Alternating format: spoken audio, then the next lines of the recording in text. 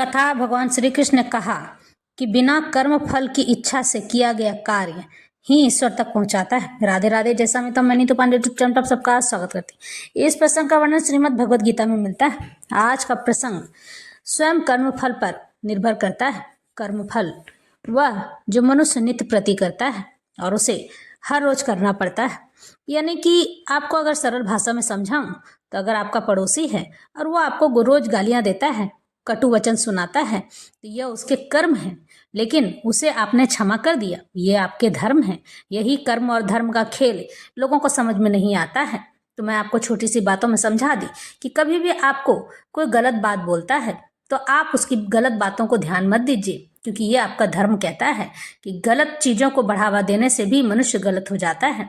और आपके और हमारे जीवन में अगर मनुष्य एक भी गलती करता है तो उसे पुनः उस गलती को सुधारने के लिए भगवान नीचे भेज देते हैं, फिर से उसे जन्म लेना पड़ता है।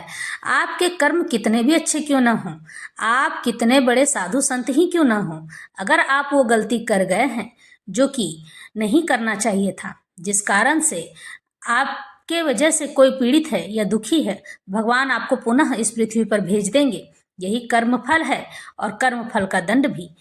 कर्म फल केवल आपके लिए सदा सर्वदा हमेशा ही सुख लेकर नहीं आता है। कर्म फल कभी कभी दुष्कृत्य किए हुए कार्यों में भी, जो आपकी बिना मर्जी के हुए हों या आप न जानते हों या अनजाने में हुए हों, इन कर्मों का फल भी भोगने के लिए पृथ्वी पर वापस आना पड़ता है। इसलिए हर मनुष्य को कहा जाता है कि आपके पास कोई भी गलती करने की वजह नहीं है। और यही एक कारण है कि मनुष्य का आखिरी पद ब्राह्मण का होता है। उच्च कोटि का ब्राह्मण पद जिस दिन वह प्राप्त कर जाता है ना, तो भगवान उसके लिए मोक्ष और मुक्ति का मार्ग प्रशस्त कर देते हैं। और हर वो जतन और यतन उसके साथ करते हैं कि उसे पुनः ब्राह्मण पद से हटकर नया जन्म लेकर वापस पृथ्वी पर ना आना पड़े। भगवान हर वो कार्य करते हैं।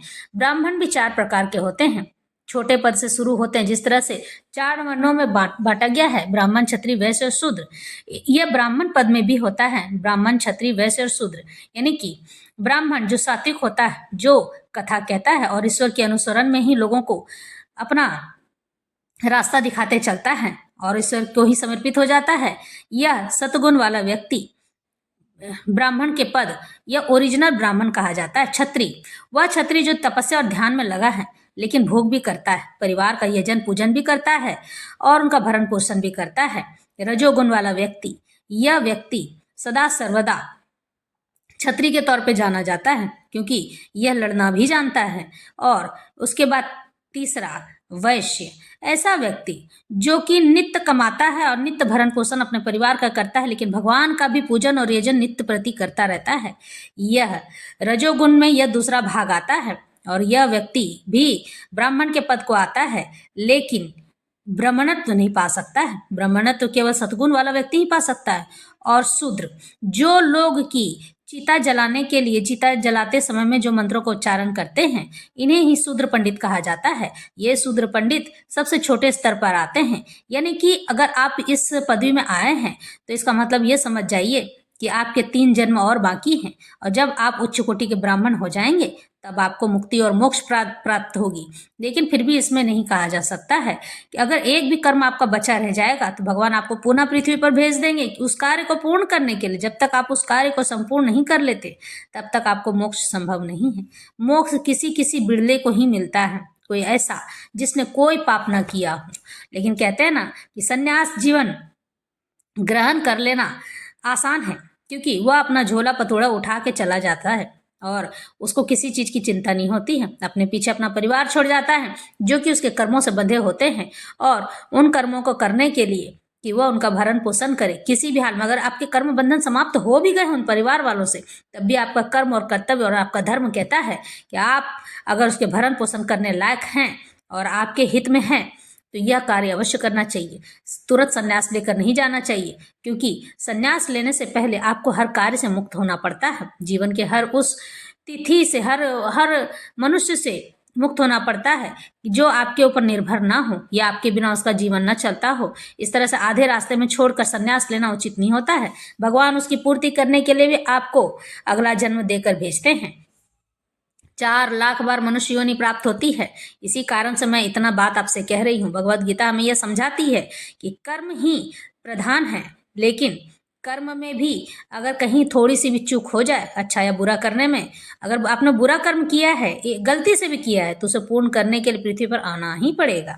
और यही भाग्य कहता है, न देष्टै कुशलम कर्म कुशले नानुस ज्यत्ते त्यागी सत्व समाविष्टो मेघावी छिन्न संशय।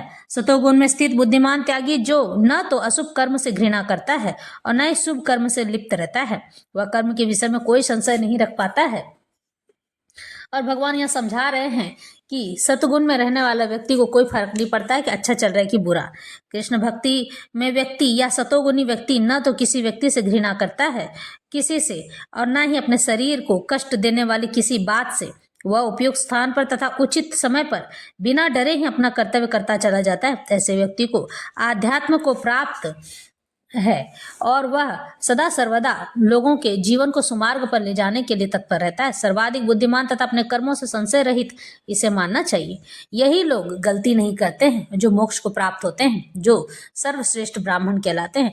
ब्राह्मण बनना आसान नहीं है। यही आपको मैं एक कथा सुनाना चाहूंगी कि महर्षि वशिष्ठ जो कि परशुराम से लड़ने के बाद गौनंदनी के लिए युद्ध कर रहे थे और युद्ध में हार गए, तब परशुराम ने कहा कि बल बुद्धि और विद्या तीनों चीजें ब्राह्मण के पास होती हैं। तुम क्षत्रिय होते हुए भी ब्राह्मण से जीत नहीं सकते हो। तुम ब्राह्मण का अनुसरण कर सकते हो किंतु ब्राह्मण से युद्ध करके या बल में, बुद्धि में और ना ही विद्या में जीत सकते हो। तो उसी समय विश्वामित्र को यह ज्ञान होता है कि ब्राह्मण से बड़ा इस पृथ्वी पर कोई नहीं है। ब्राह्मण ये क्षमता रखता है, ईश्वर को भी अपने अधीन कर सकता है।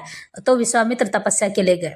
लेकिन वही है ना, अगर उस जगह एक ब्राह्मण असली ब्राह्मण होता तो वह किसी भी अप्सरा को देखकर नहीं फिसलता, बल्कि अप्सरा ही उसके आगे नतमस्तक हो जाती। लेकिन यहाँ विश्वामित्र जो जो तपस्या कर रहे थे त्यों त्यों अप्सरा मेनका उनके सामने नृत्य करती और उनके सामने आकर अपना आलिंगन करती प्रेम का, और विश्वामित्र धीरे धीरे फिसल गए। और इस तरह से उनकी एक पुत्री हुई जिसका नाम शकुंतला रखा गया, जो कि बाद में चलकर यह एक कहानी बनी। और शकुंतला की कहानी सभी को पता है। और इसी कारण से क्षत्रिय और एक ब्राह्मण में यही अंतर होता है। लोग कहते हैं ना कि अरे हम भी व्यासपीठ पर बैठ सकते हैं, नहीं बैठ सकते हैं। क्यों? क्योंकि ब्राह्मण कभी फिसलता नहीं है। ब्राह्मण केवल अपने कर्म और अपने धर्म को याद रखता है, लेकिन क्षत्रिय, वैश्य और शूद्र धर्म और कर्म से विहीन हो सकते हैं। इनके पास ऐसा कोई कार्य नहीं बचता है जो ये न करना जानते हो। अगर ब्राह्मण शूद्र वाला काम कर भी देगा तब भी वो ब्राह्मण है, क्योंकि जब बल बुद्धि और विद्या की बारी आएगी ना, तो यही लोग आपको पीछे पछाड़ने में पीछे नहीं रह जाएंगे।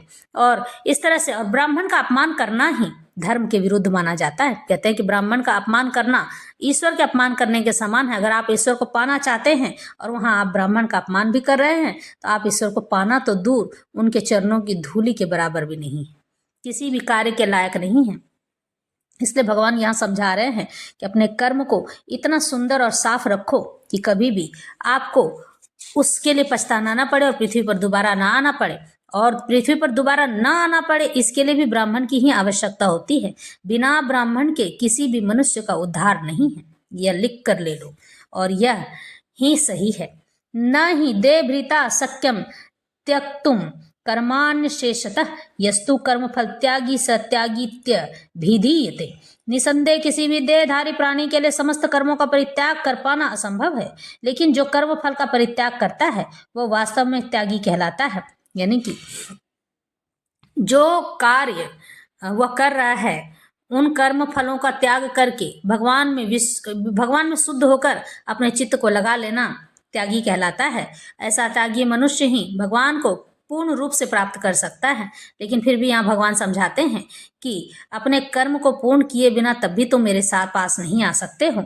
अनिष्टमिष्टम मिश्रम च त्रिविधम कर्मण फलम भवत्यत्यागिनाम प्रेत्य न तु सन्यासिनाम क्वचित। जो त्यागी नहीं है उसके लिए इच्छित, इष्ट, अनिच्छित, अनिष्ट तथा मिश्रित यानी मिला हुआ 3 प्रकार के कर्म फल मृत्यु के बाद मिलते हैं। लेकिन जो सन्यासी है उन्हें ऐसे फल का सुख दुख नहीं भोगना पड़ता है। जो कृष्ण भक्ति में व्यक्ति कृष्ण के साथ अपने संबंध को जानते हुए कर्म करता है वह सदैव मुक्त रहता है। अतएव उसे मृत्यु के पश्चात अपने कर्म फलों का सुख दुख नहीं भोगना पड़ता है। इसका मतलब ये है कि भगवान ये कह रहे हैं कि तुम कर्म करते चलो, लेकिन उसके फल की इच्छा कभी मत करना, क्योंकि वह फल देना भगवान के हाथ